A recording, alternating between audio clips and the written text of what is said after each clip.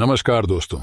सावधान हो जाइए, क्योंकि हुआ यह है कि जापान, जो पिछले 23 सालों से दुनिया की तीसरी सबसे बड़ी इकॉनमी बना हुआ था, उसका यह ताज छिन चुका है।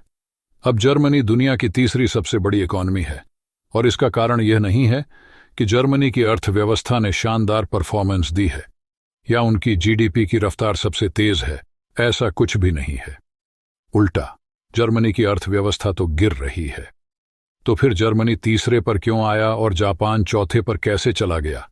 23 सालों का उसका जो ताज था, वह छिन्न कैसे गया? तो इसके पीछे कारण है मंदी। दरअसल कल ही ये अपडेट आया है कि जापान की अर्थव्यवस्था आर्थिक मंदी में ऑफिशियल तरीके से जा चुकी है। जापान के स्टॉक मार्केट गिर रहे हैं, जापान के बॉन्ड की वैल्यू क्रैश हो चुकी है और खजाना भयानक तरीके से गिर रहा है। जापान की अर्थव्यवस्था कोलैप्स कर रही है। लेकिन हालत खराब सिर्फ जापान की ही नहीं है, इससे भी बदतर हालात यूके के हो चुके हैं। दरअसल जापान के अपडेट के कुछ घंटों बाद ही यूके का भी अपडेट आ गया था।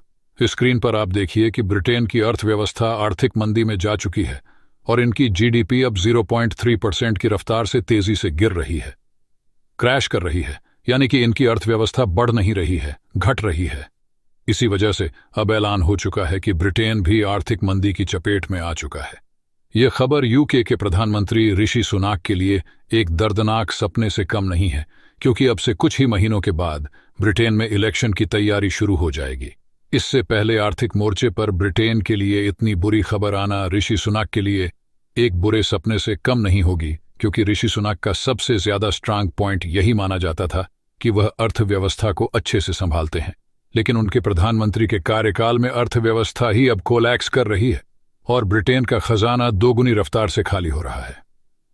इन दोनों देशों के लिए सबसे बुरी बात यह है कि इनकी अर्थव्यवस्था के लिए आने वाले समय में भी कोई उम्मीद की किरण दिखाई नहीं देती।